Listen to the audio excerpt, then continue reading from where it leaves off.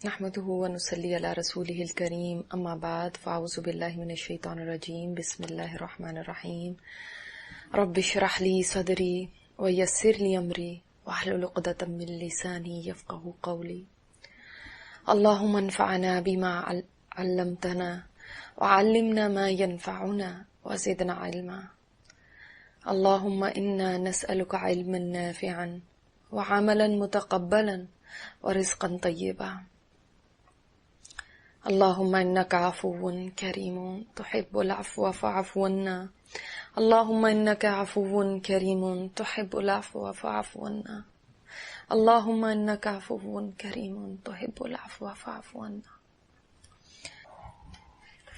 ہماری جو سیریز چل رہی ہے آج ہم اس کا پارٹ 3 کرتے ہیں. کل ہم نے اس میں دیکھا تھا کہ آخری ٹائم پہ انسان چاہتا ہے کچھ نیکی کر لے. خاص طور پہ اگر اچانک موت آ جائے پھر تو بہت ہی شدت سے یہ تمنا ہوتی ہے کہ کچھ نہ کچھ کر لیتی اور کچھ کر لوں، مگر ہو سکتا ہے کہ اس وقت پھر موقع نہ ملے. تو آپ بھی ضرور سوچیں، اگر کوئی ایسا گناہ ہے جو آپ سوچتے ہیں کہ میں نے چھوڑنا ہے تو انتظار نہ کریں، فوراً عہد کر لیں، اس لیے کہ کسی وقت بھی اچانک جانا پڑ سکتا ہے. اور جانا پڑ جائے تو ایسا نہ ہو کہ پھر حسرتیں ہی رہ جائیں اور پھر آپ یہی سوچتے رہ جائیں کہ میں نے چھوڑنا تو تھا لیکن بس سوچتی ہی رہ گئی. کیونکہ ٹکٹ تو ہم سب کی بک ہو چکی ہے، واپسی کی ٹکٹ سب کی بک ہے. صرف یہ نہیں پتا کہ بکنگ کس دن کی ہے اور کس ٹائم کی ہے. اسی طرح کوئی نیکی اگر سوچ رہے ہیں بہت عرصے سے کرنے کا اور ابھی تک نہیں کی تو اس کو ڈیلے نہ کریں، فوری کر لیں. اللہ تعالی ہم سب کا حامی و ناصر ہو جائے. ہم دیکھتے ہیں سیریز کا پارٹ 3. میرے جسم کو کوئی حرکت دے رہا تھا، لگتا ہے کہیں لے جا رہے ہیں اور لے جانے والے کوئی مرد ہے. ساتھ ساتھ باتیں بھی کر رہے ہیں، کبھی ہنستے ہیں، کبھی سنجیدگی سے سیاست پہ گفتگو کرنے لگتے ہیں، کبھی اپنی انکم بڑھانے کے اوپر بحث کر رہے ہیں، کبھی کسی انویسٹمنٹ کے اوپر تبادلہ خیال ہو رہا ہے. ہائے یہ کیا جانے کہ اس دنیا کی یہ تمام چیزیں کتنی فانی ہیں اور ان کی کوئی بھی حقیقت نہیں ہے. یہ واقعی کھیل تماشا ہے. مگر اس کی سمجھ مجھے بھی تو اب آئی ہے. جب میں درس میں یہ سنا کرتی تھی تو کہاں میں توجہ دیتی تھی، مگر آج سمجھ آ رہی ہیں وہ سب باتیں جن کو ہم بس درس کے ٹاپک سمجھ کے سن لیا کرتے تھے. وہی تو سب سے بڑی حقیقت تھی. اور یہ جس کو میں نے کچھ سمجھا ہوا تھا، سب کچھ سمجھا ہوا تھا، وہ سب دھوکے کا سامان تھا، متاع الغرور تھا. اور میں زندگی میں دھوکا کھاتی رہی. اور آنکھ تو میری اب کھلی ہے. جب سب لوگ سمجھ رہے ہیں کہ میری آنکھیں بند ہو گئیں تو دراصل ابھی تو آنکھیں کھلی ہیں. کیسے میں ان لوگوں کو بتاؤں کہ اس دھوکے میں نہ پڑ جانا، یہ کچھ نہیں ہے، یہ تو سب ایک دن بس حسرت ہی بن کے رہ جائے گا کہ ہائے کہاں گیا وقت اور کس طرح ہم نے اس کو گنوا دیا. کیا بتاؤں ان کو کہ کچھ کر لو ورنہ میری طرح صرف پچھتاوے ہی رہ جائیں گے. ایک ایک سانس کے کہ جب کچھ کر سکتی تھی اور نہیں کیا. کیسے سمجھاؤں ان کو کہ زندگی کی قدر کرو، اس میں بیکار غم نہ پالو کہ وہ غم بھی پیچھے رہ جائیں گے اور وہ خوشیاں بھی پیچھے رہ جائیں گی. وہ دنیا کی سیاستیں بھی چلتی رہیں گی اور کاروبار بھی رکیں گے نہیں، مگر تم نہیں ہوگے. دنیا کی خبریں بھی روز آئیں گی اور روز جائیں گی، اور بازاروں کی رونقیں بھی باقی رہیں گی، مگر نہیں ہوگے تو تم نہیں ہوگے۔ انسان کتنے دھوکے میں پڑے ہوئے ہیں، کاش میں اٹھ سکتی تو چیخ چیخ کے ان کو سمجھاتی، کاش میں ان کو بتا سکتی کہ یہ اصلیت نہیں ہے، یہ اصلیت نہیں ہے۔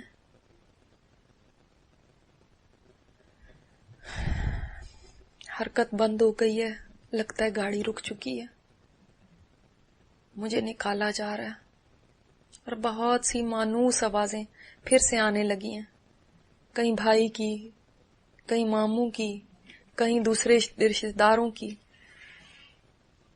مجھے لے جایا جا رہا ہے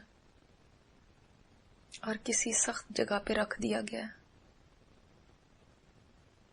رکھنے والے رکھ کے جا چکے ہیں، کمرے میں مکمل خاموشی ہے، پتہ نہیں اب کیا ہونے والا ہے۔ کئی لمحے یوں ہی گزر گئے، اب آہستہ آہستہ دروازہ کھلنے کی آواز آ رہی ہے، اور امی، گڑیا، بہن کی آواز کو تو پہچان رہی ہوں، مگر ان کے ساتھ کچھ اور آوازیں بھی ہیں۔ یہ تو بڑی جانی پہچانی آوازیں ہیں، یہ میری دوستیں ہیں، اور ان کے ساتھ کچھ اجنبی آوازیں اور بھی ہیں۔ کوئی کینچی سے بڑے احتیاط سے میرے بیگ کو کاٹ رہا ہے، اور امی کی مسلسل سسکیوں کی آوازیں آ رہی ہیں۔ امی مت روئیں، مجھے تکلیف ہو رہی ہے آپ کے رونے سے۔ میں گڑیا کی آواز کو بھی پہچان رہی ہوں، وہ روتے ہوئے کچھ کہہ رہی ہے۔ میرا بیگ مکمل کاٹ دیا گیا۔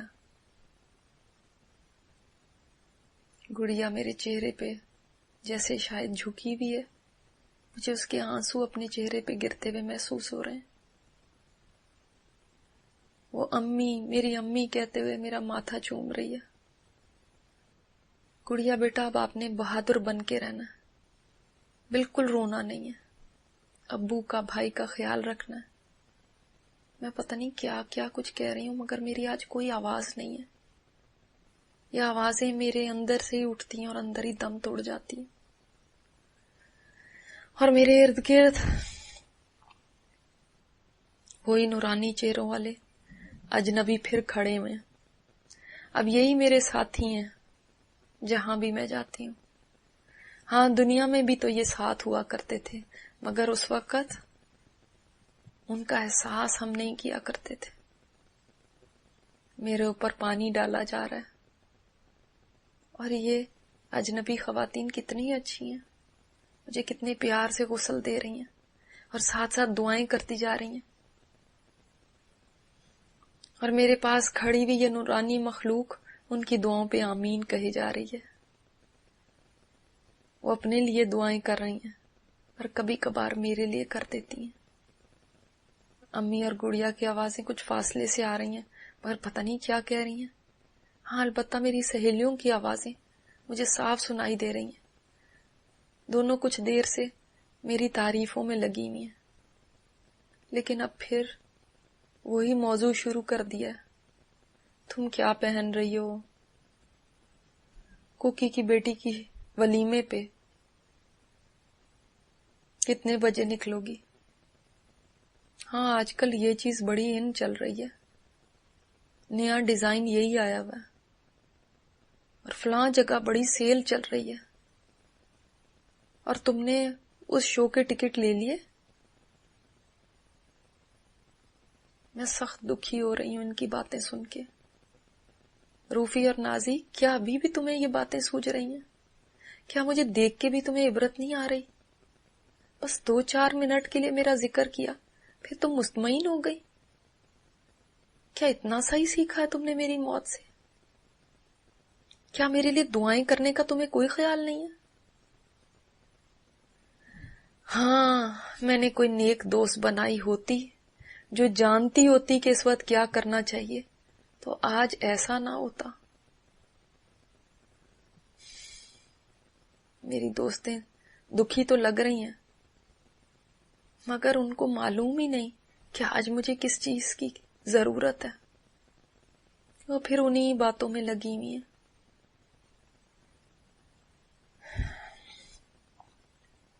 ان کو میری موت سے بھی عبرت حاصل نہیں ہوئی.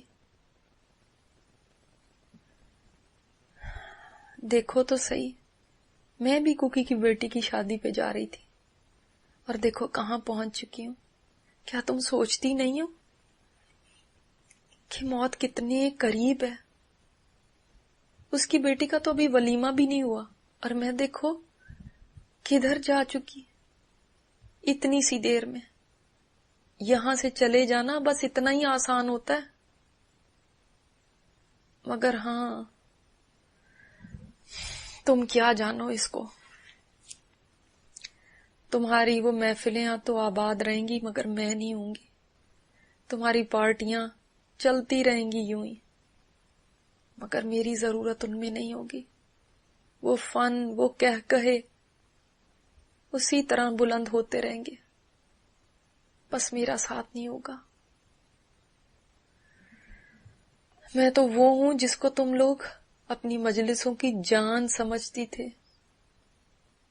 تم لوگ کہا تو کرتے تھے کہ رومی آ جاتی ہے تو محفل میں جان پڑ جاتی ہے. مگر اب اس جان کے بغیر ہی تم خوشی خوشی اس طرح ہنس کھیل رہی ہو. اور میں خامخواہ سمجھا کرتی تھی گویا میں ہی وی آئی پی ہوں اور میرے بغیر تو رونقیں ماند پڑ جائیں گی.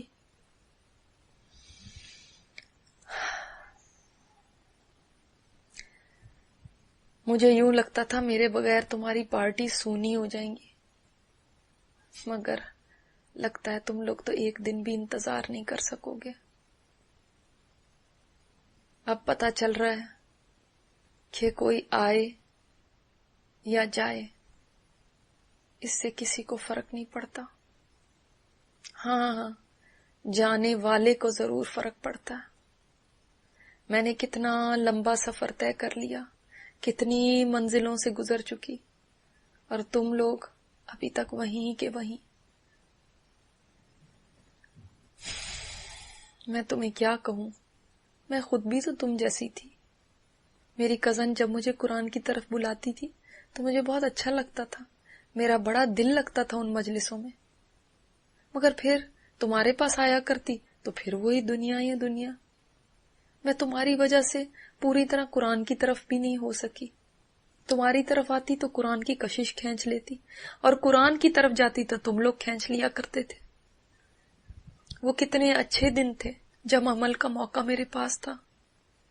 مگر میں نے تمہاری محفلوں میں کتنے گھنٹے، کتنے منٹ، کتنے دن غفلت میں گزار دیے. اس کی سمجھ تو مجھے آج آ رہی ہے، مگر اب سمجھنے کا کیا فائدہ. ایک دم مجھے ان خواتین نے آہستہ سے کروٹ دی ہے، پھر آہستہ آہستہ نرمی سے مجھے صابن لگا رہی ہیں.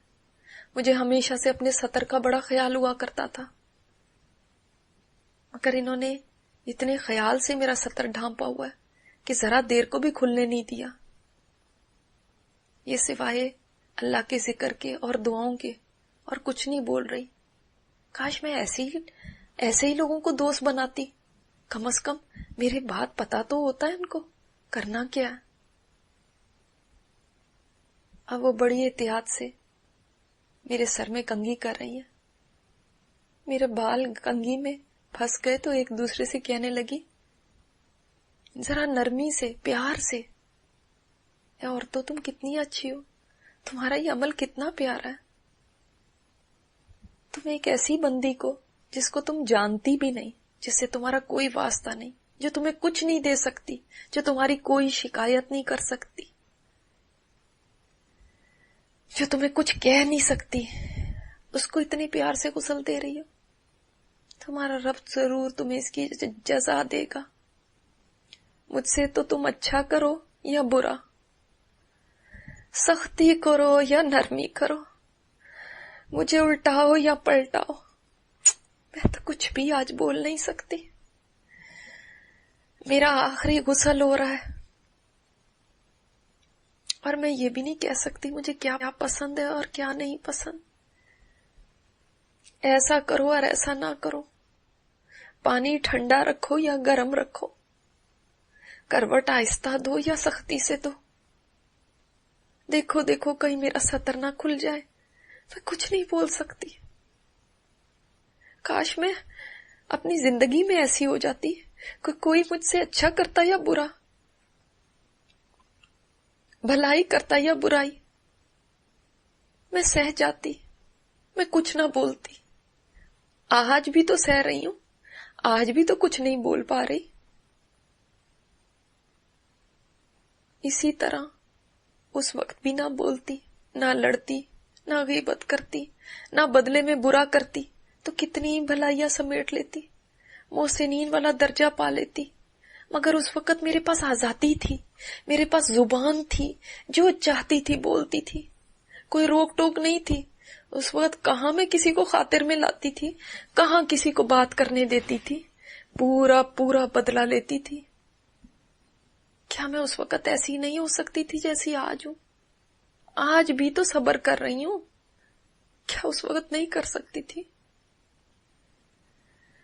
آج تم مجھ سے جو بھی سلوک کرو، میری کتنی بھی برائیاں کرو، میرے اوپر کتنا بھی ہنسو، میں سہتی ہی جاؤں گی، کیونکہ میں کچھ نہیں کہہ سکتی. مگر آج کا صبر بیکار ہے، آج کا صبر بیکار ہے. یہ صبر میرے اجر میں کوئی اضافہ نہیں کر سکتا.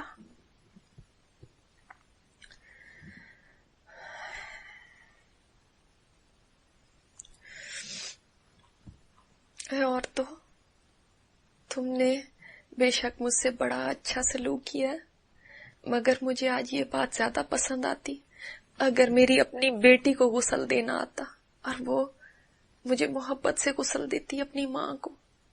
مگر میں تو اس کو کبھی کہیں فوتگی میں لے کر بھی نہیں جایا کرتی تھی کہ بچی یہ ڈر جائے گی. کیا آج اس کی اپنی ماں ہی مردہ نہیں پڑی ہوئی اس کے سامنے؟ بھلا یہ مردہ جسم بھی کیا کسی کو نقصان دے سکتا ہے؟ یہ تو خود اتنا محتاج ہوتا ہے، اس سے کیوں میں ڈرتی تھی؟ یہ مردہ جسم تو خود بیچارہ اپنے انجام سے ڈرا ہوا ہوتا ہے، اور ہم کیسے اس سے دور بھاگا کرتے تھے. میں تو اتنا ڈرتی تھی کہ موت کا کہیں ذکر بھی ہوتا تھا تو لوگوں کو چپ کروا دیا کرتی تھی کہ بس کرو، جب آئے گی تو دیکھا جائے گا، ابھی کیوں سارا مزہ خراب کر رہے ہو؟ کیا ضرورت ہے ان باتوں کی؟ مجھے تو کبھی اس بارے میں سوچنے کی فرصت تک نہ تھی، نہ ہی کبھی یہ اچھا لگتا تھا کہ ایسا سوچوں. سوچتی کیسے؟ میں تو ابھی اتنی جوان تھی، اتنی چست تھی، اتنی انرجی تھی مجھ میں، اور کوئی بیماری تو دور کی بات، کبھی بخار تک نہیں ہوا تھا. اور میری سوچ یہ تھی کہ اگر جوانی ہے اور کوئی بڑی بیماری نہیں ہے تو ابھی کہاں جانے کا ٹائم ہے.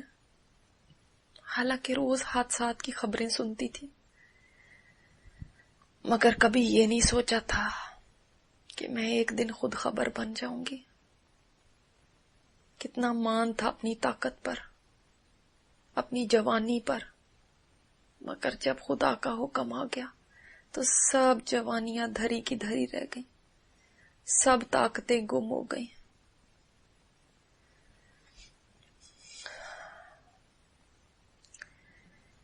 ایک خاتون نے امی اور گڑیا اور بہن کو آواز دی، اور میری سہیلیوں کو بھی جو ابھی تک باتوں میں لگی ہوئی تھی،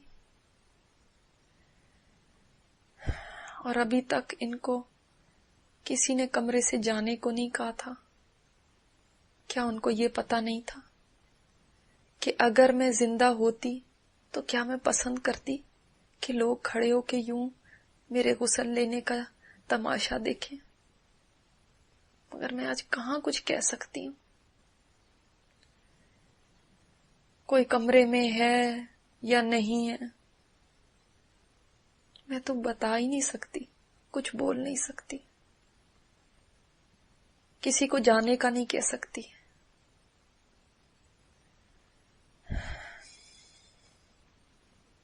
امی، بہن، گڑیا، سہیلیاں سب جلدی جلدی چلتی ہوئی میرے ارد گرد جمع ہو رہی ہیں، اور سب مل کے مجھے سفید چادروں میں لپیٹنے لگی ہیں۔ مجھے کروٹ دینے کے لیے اب اتنے سارے لوگوں کی ضرورت ہے، کہاں میں خود ایسی جوان ہوتی تھی کہ بھاگ بھاگ کے دوسرے کے بھی کام منٹوں میں کر دیا کرتی تھی، اور کہاں یہ کہ آج اس قدر بے بس ہو چکی ہوں۔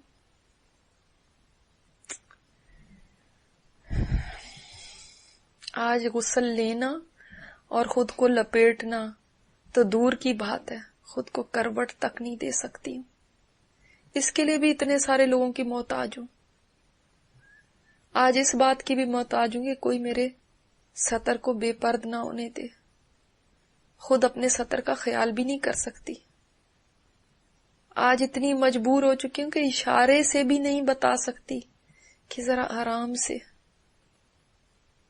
دیکھو، میں کہیں گر نہ جاؤں اس تختے سے، ذرا آرام سے، ذرا احتیاط سے۔ میری دوست نازی امی سے بولی، آنٹی مجھے کوئی کہہ رہا تھا کہ آپ لوگ باڈی پاکستان لے جانے کا سوچ رہے تھے، اگر اس میں کوئی ہیلپ چاہیے تو بتائیں، ہمارے تو کانٹیکٹس ہیں، فری میں بھجوا سکتے ہیں۔ اس بات پہ اگر میں چیخ سکتی تو چیخ کے کہتی، نہیں، میں تم لوگوں کو کیسے بتاؤں، ایسا کرنا میں اپنے ساتھ ہرگز پسند نہیں کروں گی۔ میں تم لوگوں کو کیسے اپنی مرضی بتاؤں؟ اور نازی تم کتنی نادان ہو، تم بجائے امی کو منع کرنے کے کہ یہ تکلیف دینے کی کیا ضرورت ہے، تم الٹا ہیلپ آفر کر رہی ہو۔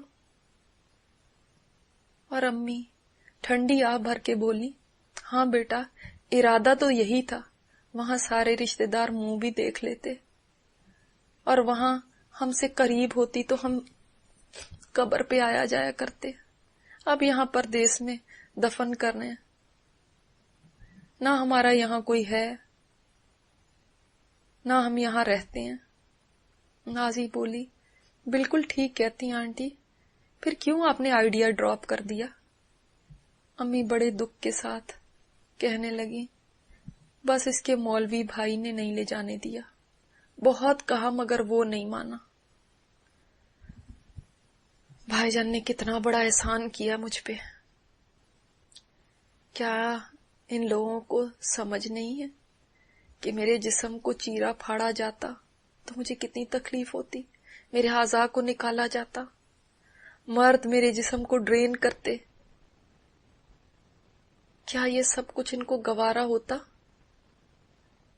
امی لگتا ہے بھائی جان سے ناراض ہیں، بولی، اس نے تو ضد کر کے دفنانے کی بھی جلدی کر دی، ورنہ میری بڑی بیٹی ابھی راستے میں ہے، وہ آ جاتی تو وہ بھی دیکھ لیتی۔ ارے امی، آپ کو کیا بتاؤں،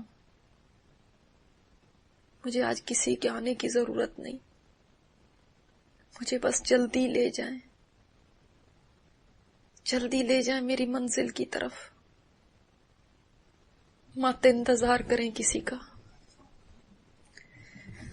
اور مجھے تو آج سمجھ آ رہی ہے کہ میرے محبت کرنے والوں میں بھی میرے فائدے کے تو وہی ہیں جن کو دین کی کچھ سمجھ ہے۔ امی مجھ سے بہت پیار کرتی ہیں، مگر ان کو پتہ نہیں ہے، دین کی سمجھ نہیں ہے، تو آج میری محبت میں وہ کام کرنا چاہتی ہیں جو مجھے فائدے کی جگہ الٹا نقصان دے گا۔ اور بھائی جان جن کے دین کی قدر مجھے کبھی نہیں آئی تھی دنیا میں، تو میں ان کی داڑھی اور حلیے کی وجہ سے شرمایا کرتی تھی کہ کہیں میری فیشنیبل دوستیں ان کو دیکھ نہ لیں، دیکھیں گی تو کیا کہیں گی کہ یہ تمہارا مولوی بھائی ہے۔ ان کے تو شوہر اور خاندان والے انتہائی اپ ٹو ڈیٹ اور ماڈ اسکواڈ ہیں، اور مجھے اپنی بے عزتی لگا کرتی تھی کہ بھائی جان کیوں اس طرح سے رہتے ہیں. ہائی سوسائٹی میں اٹھنے بیٹھنے کے قابل نہیں رکھا انہوں نے خود کو. ہائے اب کہاں وہ ہائی سوسائٹیاں اور کہاں وہ فیشن. بھائی جان کو ان کی وہی پارسائی کام آ جائے گی، ان کا وہ اخلاق، ان کی وہ نیکی پرہیزگاری.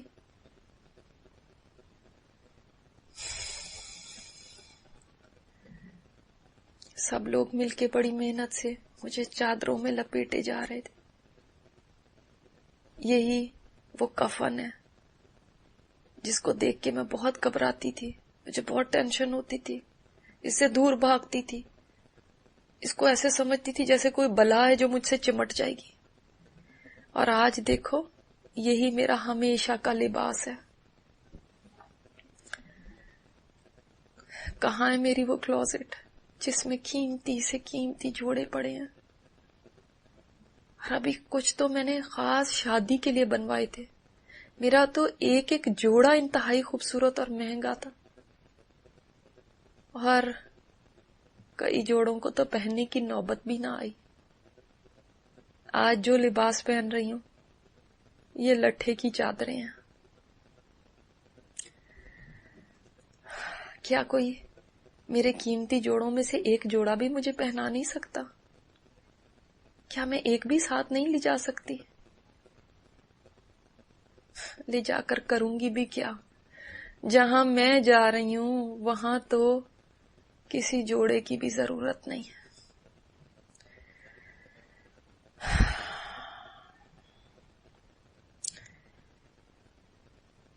میرے جسم کو تو چادروں میں لپیٹ دیا گیا ہے، اب حجاب مجھے پہنایا جا رہا ہے. یہ وہی حجاب ہے جو دنیا میں لیتی تو تھی، مگر ہمیشہ یہی تمنا کرتی تھی کہ نہ ہی پہننا پڑتا تو اچھا تھا. اور کبھی کبھی سوچ بھی لیتی تھی کہ اب اتار دوں گی، مگر پھر کہیں کسی درس میں چلی جاتی تو تھوڑا سا ڈر جاتی، پھر ارادہ چھوڑ دیتی. اور آج آخری سفر پہ دیکھو کیسے اچھی طرح مجھے یہی حجاب پہنایا جا رہا ہے جس کو میں سر سے سرکاتی رہتی تھی. ایک خاتون نے امی اور گڑیا سے کہا، آنٹی آپ لوگ آخری بار دیکھ لیں. پھر ہم چہرہ بند کرنے لگے. امی نے میرا ماتھا چوما، پھر گڑیا آگے آئی اور مجھے چومتی جا رہی ہے اور بس روئے جا رہی ہے. اور وہ خواتین کہہ رہی ہیں دیر ہو رہی ہے اب بس کریں. مجھے محسوس ہو رہا ہے میرے چہرے پر چادروں کی ایک کے بعد ایک تہہ ڈالی جا رہی ہے، اور مجھے ہمیشہ کے لیے ان چادروں میں بند کیا جا رہا ہے آگے لے جانے کے لیے. پھر ہم اگلی دفعہ دیکھیں گے کہ آگے کیا ہوا. اللہ تعالیٰ اس وقت کو ہمارے لیے آسان کر دینا. یہ بڑا بے بسی کا وقت ہے، بہت بے بسی کا. ربنا تقبل منا انك انت السميع العليم وتب علينا انك انت التواب الرحيم. صلی اللہ تعالی علی خیر خلقہ محمد وعلی آلہ واصحابہ اجمعین برحمتک یا ارحم الراحمین. آمین یا رب العالمین.